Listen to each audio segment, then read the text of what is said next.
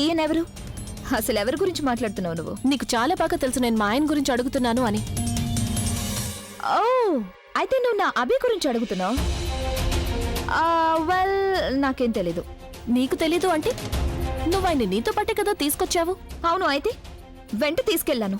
Kidnap చేసేం తీసుకెళ్లలేదు. నువ్వు నన్ను ఇలా ప్రశ్నలేసి అడగడానికి. చూడు ప్లీజ్, నాకు నీతో ఒక్క వారి నిమిషం. నువ్వు తన భార్య కదా, మరి నీకే తెలుసుండాలి కదా అభి ఎక్కడున్నాడు. ప్రజ్ఞ, నువ్వెందుకు ఒప్పుకోవు లోపం నీలో ఉందని? నీ భర్త మీద నీకు ఆ మాత్రం కంట్రోల్ కూడా లేదని. ఒకవేళ ఇలాగే జరుగుతుందంటే అప్పుడు షూర్ అతి త్వరలో నువ్వు నీ భర్తని కోల్పోతావు. మనకి దూరం చేసుకునే వాళ్ళనే మనం కోల్పోవడం జరుగుతుంది. ఒకసారి పెళ్లైన తర్వాత భార్యాభర్తలు మరణించిన తర్వాత కూడా వేరు కాలేరు. అందుకే నేను ఆయన కోల్పోను, ఆయన నాకు దూరం కారు. అయినా నీకు ఇది చాలా బాగా తెలుసుండాలి, ఎందుకంటే నువ్వు స్వయంగా చూసావు కదా మేము ప్రదక్షిణాలు చేయటం. అందుకనే చెప్తున్నాను, మా ప్రదక్షిణాలు నీ శ్రమనంతటినీ నీరు కార్చేశాయి. ఇప్పుడు నీ పరిస్థితి ఏంటంటే నువ్వు నా ముందు నవ్వనూ లేవు, అలాగే ఏడవనూ లేవు. ఏడ్చేదైతే నువ్వు ప్రజ్ఞ.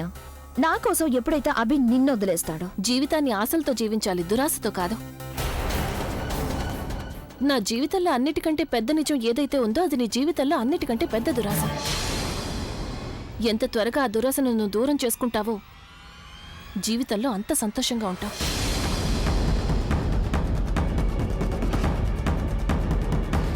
జస్ట్ ఒక్కరోజు ఆగు ప్రజ్ఞ, అప్పుడు తెలిసిపోతుంది అభి ఎవరికి భర్త అవుతాడు. ప్రజ్ఞ, మీరు ఎక్కడున్నారు? ఎప్పటి నుంచో వెతుకుతున్నాను.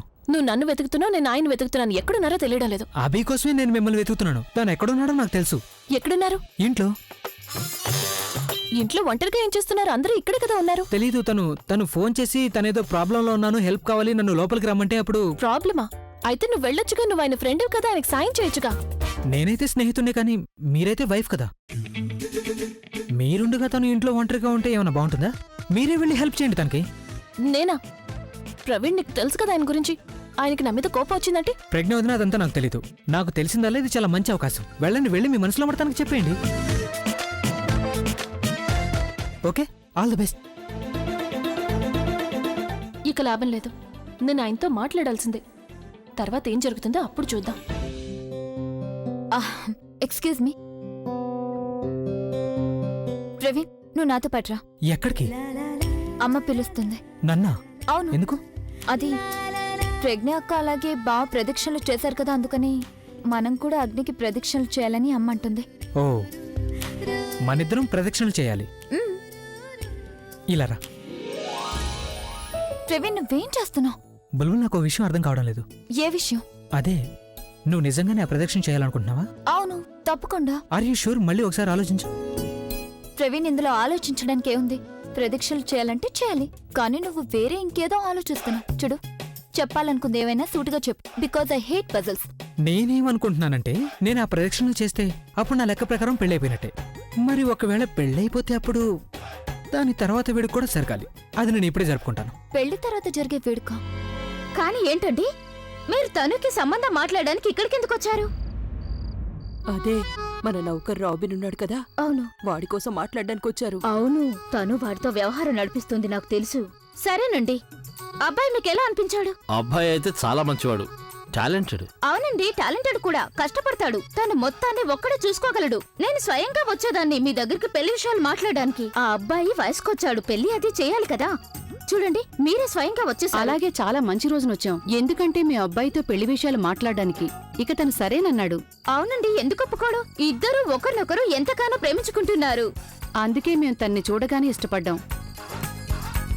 అదిగో చూడండి, దూరం నుంచి ఎంత హ్యాండ్సమ్ గా కనిపిస్తున్నాడో. అవును, మా అభితో పాటు ఉంటూ ఉంటూ తను కూడా హ్యాండ్సమ్ అయిపోయాడండి. మరి పెళ్లికి తేదీ ఖాయం చేసుకున్నారా? అవును, జూన్లో. మామ్ డాడ్ వాళ్ళిద్దరితో ఏం మాట్లాడుతున్నారు? ఒకవేళ వాళ్ళకి పెళ్లి విషయం ఏమైనా చెప్తారా? నేను వెళ్ళి చూస్తాను. మామ్ డాడ్, లెట్స్ గో, ఇంటికి వెళ్దాం. ఓయ్, అభినందనలు అభినందనలు. ఈ పెళ్లి సీజన్ లో నీ పెళ్లి కూడా ఫిక్స్ అయిపోయింది, అది కూడా నీ మనసుకు నచ్చిన కుర్రాడితో. మీ ఇద్దరికి ఎలా తెలుసు? అదేంటి ఈ వ్యవహారం మాకెప్పటి నుంచో తెలుసు. ఆ అలాగే పెళ్లి విషయాలన్నీ మీ అమ్మ నాన్న మాకు చెప్పారు. అంటే మీకు పెళ్లి విషయంలో ఎలాంటి ప్రాబ్లం లేదు. బాలే ఉంది, మాకేం ప్రాబ్లం ఉంది? నీ పెళ్ళైపోతే గనుక కనీసం ఇంకొకరి కాపురాల్లో నువ్వు జోక్యం చేసుకుంటే అయినా ఉండిపోతావు కదా. అంటే ఏంటి? ఏమీ లేదు. ఏం లేదమ్మా, అది జోక్ చేయడం వాళ్ళకి అలవాటు. అభి కనుక నన్ను పెళ్లి చేసుకుంటే అప్పుడు ప్రజ్ఞా కాపురం కోల్పోతుంది. అయినా ఆ విషయంలో వాళ్ళకేం ప్రాబ్లం లేదా? ఈ విషయం ఏం అర్థం కావడం లేదు. అమ్మా పదండి ఇంటికి వెళ్దాం. సరేనండి, వెళ్ళొస్తాం.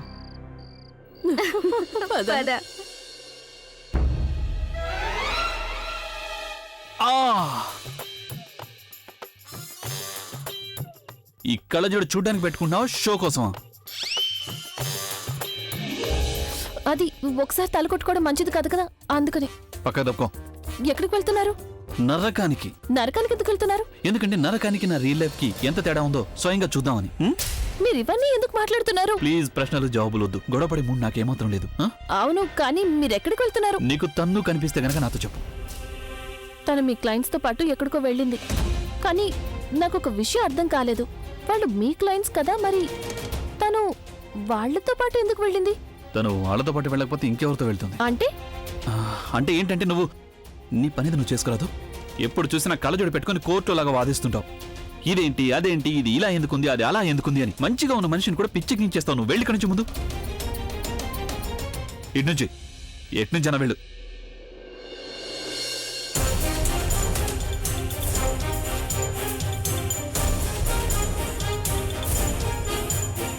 నేనేంటి బయటికి వెళ్తున్నాను? నాకు మెంటల్ ఎక్కిచ్చేస్తోంది. సో మామ్, అభిని కలిసాక ఎలా అనిపించింది? నాకైతే అభి మంచిగా అనిపించాడు. ఆనెస్ట్లీ స్పీకింగ్, నాకు తనతో మాట్లాడితే ఎలా అనిపించిందంటే తను మాకు చాలా ఏళ్ల నుంచి పరిచయం ఉన్నట్టుగా. I think he's a nice boy. Abhi నాకు నచ్చాడు. అండ్ డాడ్, మీకు అభి ఎలా అనిపించాడు? ఏమైంది డాడ్? ఏం ఆలోచిస్తున్నారు మీరు? What happen? మీకు అభి నచ్చలేదా? లేదు, మంచి కుర్రాడు. ఇన్ఫాక్ట్ చాలా మంచి కుర్రాడు.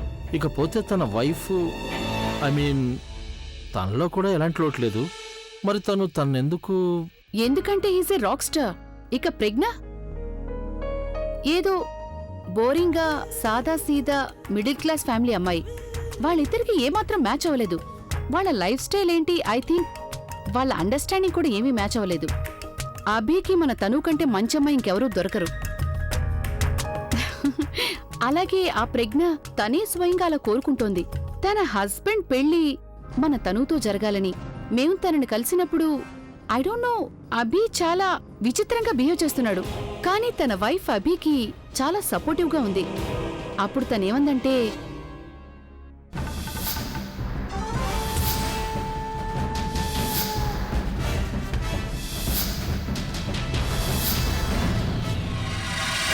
ఆ కళ్ళ చూడు స్వయంగా అభి సంబంధం గురించి మాట్లాడిందా?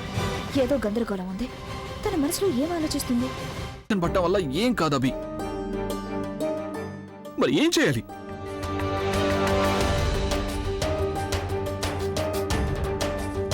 అభి, నువ్వు ప్రాబ్లంలో ఉన్నావు.